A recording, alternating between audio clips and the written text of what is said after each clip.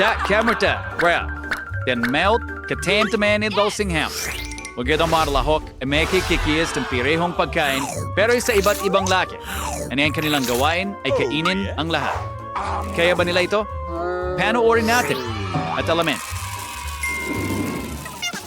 Nakakatawang maliit na kaibigan ang meron si Mandy at mukhang siya ang may pinakamaliit na bahagi. Pero si Brittany, mas maswerte siya. At wow! Tingnan mo ang malaking inidoro na puno ng Skittles na nakuha ni Nicole. Magiging kawili-wiling round ito at si Mandy ang unang susubok. Aw! Napakaliit na bahagi. There, Churro! Ni Skittles ay talagang bayat sarap!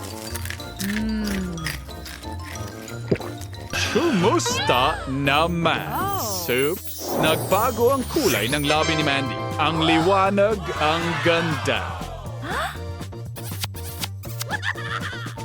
Sige, magtuloy tayo. Tingnan natin kung paano haharapin ni Brittany ang kanyang gawain.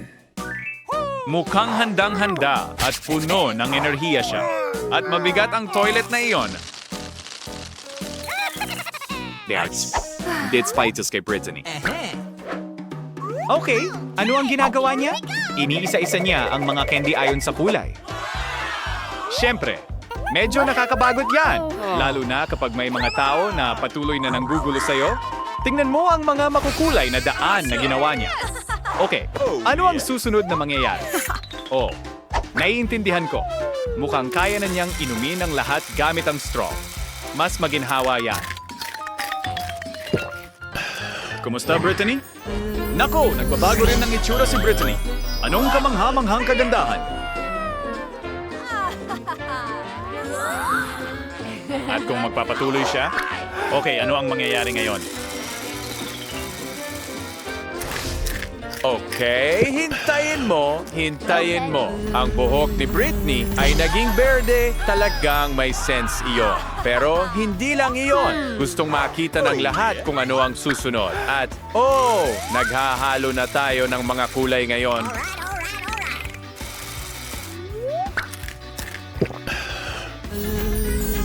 Isang bagong kakaibang hitsura ang lumitaw. Ang ganda mo, Brittany. Ngayon, si Nicole naman. Tara, simulan na natin. Oh, mukhang gusto rin ng mga babae.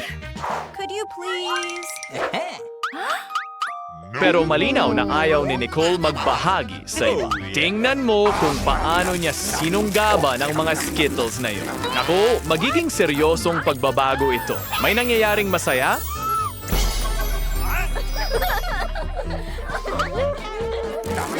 Ano? Naging clown si Nicole? Tingnan mo ang sarili mo at parang hindi niya talaga ito nagugustuhan. Huwag kang umiyak, mahal. Masaya naman ito. Sige, sa susunod na round na tayo at mukhang magiging sobrang kadiri ito. What? You. Oh my. Ano ang problema, Brittany? Mayroon bang nakakadiri? Talagang minalas si Mandy sa hamon na ito. Tingnan natin kung ano ang hinaharap ni Nicole. Why get series and theories away? Eto ay mukhang talagang nagakadiri. At ang lasa, sobrang sama. Huwag mo nang banggitin ang amoy.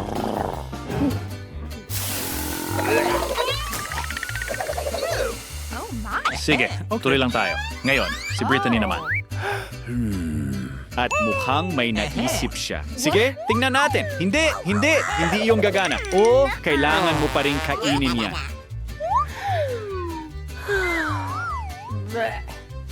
Pero paano kung isipin mong ito ay isang treat? Oh, tama, isang regular na donut. Ano yan? Sprinkles? Hindi pa naiintindihan ng mga babae. Naiintindihan ko na! Tinatakpan ni Brittany ang lahat ng matamis na sprinkles. Ngayon, may saysay na ang plano niya.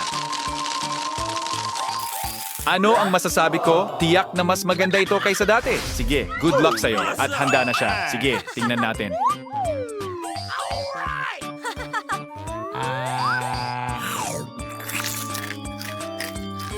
Oh, mukhang hindi nakatulong ang sprinkles at sa tingin ko ay medyo masama ang pakiramdam ng tiyan ng isang tao. Brittany, tumakbo ka. Siguraduhin mong makarating ka sa oras. Sige na. Oh, mukhang matinding hindi natunawan yan. Okay, naiwasan ang krisis. Huwag kalimutang mag-flush. Oo, siguradong ayaw na ng sino man na kainin ulit ang bagay na iyon. At ngayon, si Mandy naman. Well, kailangan mo pa ring subukan. Halika na, naniniwala kami sa'yo. Kaya mo yan, nandito kami para sa'yo. Suportado ka namin. Ayan, maghanda ka at simulan mo na. Oh, hindi madali. Alam ko. Huwag kang umiyak. Hindi ngayon. Nagsusuporta pa rin kami sa'yo. Sige na, Mandy. Mukhang handa na siya. Okay. Wow, literal na inatake niya ito. Nakakatakot isipin kung ano ang mangyayari.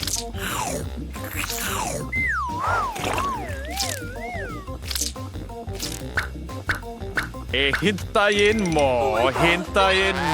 Oh, eto na siyempre. Masama ang pakiramdam niya. Britney, halika na. Tulungan mo siya. Sa tingin ko, hindi magandang ideya ang takpan ang bibig niya ng tape. Pero, talagang sumabog si Mandy. Inaasahan na iyon. Nakakadiri ang malagkit na kalat na iyon.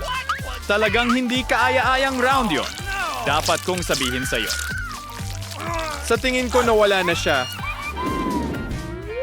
Oh, ang minglit ang bote. Seb, sa puro ito kay Britney. Si Mandy ay may katamsamang laki ng bote. E si Nicole ang malinaw na masuwerteng isa. Nakuha niya ang pinakamalaking bote ng tsokolate. Oo, mga babae, huwag mainggit. Okay. Si Britney ang mauna. Maliit ito, pero kailangan pa rin niyang kainin. Masarap, di ba? Ano? May laman sa loob? Walang paraan! Britney, nakakuha ka ng gummy bear! Ay, hindi ito masyadong malaki. Pero hey, sa tingin ko may laman naman. Well, kaunti na lang ang natitira. Huwag kang malungkot. Hindi ngayon. Wow, magandang diskarte, Britney. Pero hindi ito ganoon kasimple. Malinaw na walang balak si Nicole na magbahagi.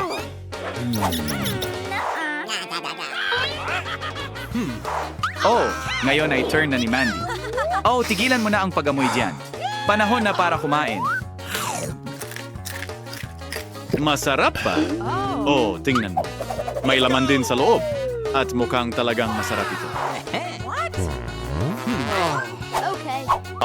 Mas mabuting subukan mo na lahat ng mabilis hanggat maaari. Sandali, anong nangyayari dyan? Mandy, tama na. Mukhang kinain mo ang honey ng iba. Mag-ingat. Nako, mukhang may problema. Sige na, Nicole. Ikaw naman.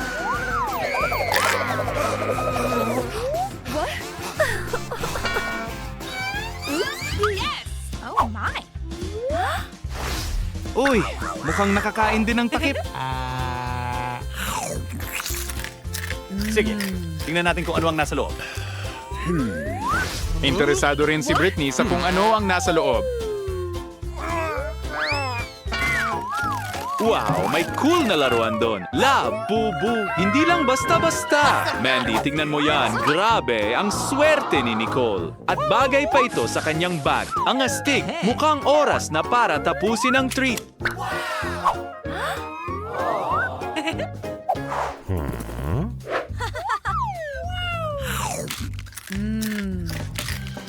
Pero gusto rin ng mga babae ang laruan na yon.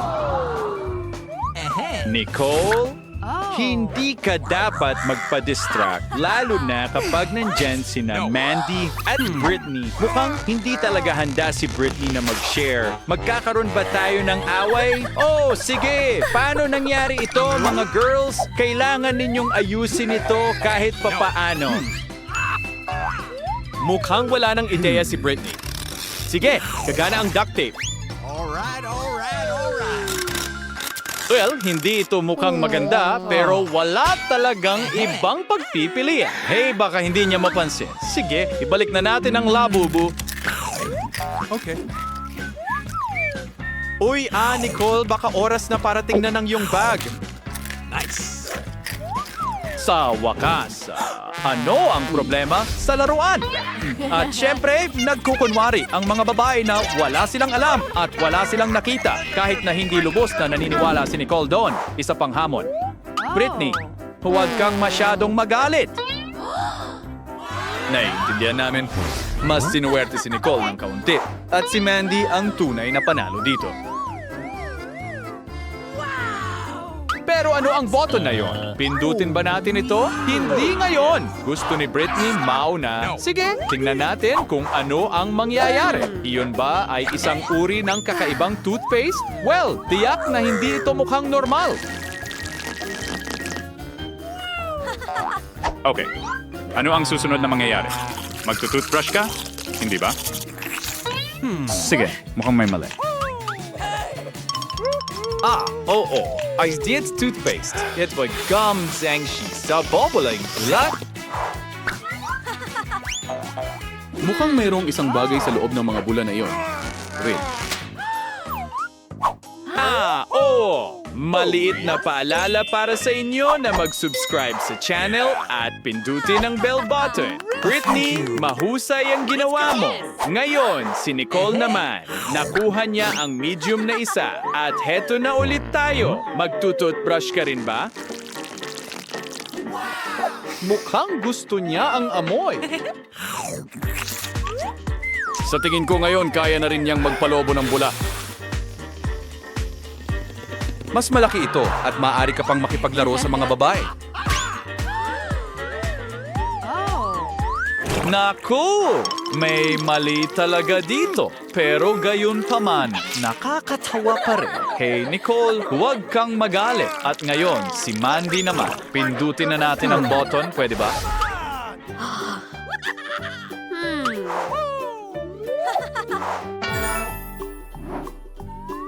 Ang laki ng sipilyo. At ang tubo ay sobrang bigat din, sa tingin ko. Hindi na ako makapaghintay na makita kung ano ang susunod na mangyayari. Halika na, Mandy, kasama mo kami. Hindi ko sa tingin na magtutoothbrush siya, pero kakainin niya ang masarap na gum na yon. Sige, subukan mong magpabula. Heto na, masaya ito talaga. At ang mga babae ay nagulat. Ano? Mukhang naipit ang sipilyo ni Mandy. Sige, ano ang gagawin mo ngayon? Kailangan talagang tumulong ng mga babae. At kailangan niyang maghintay ng kaunti. Naku! Nakikiramay kami sa'yo, Mandy.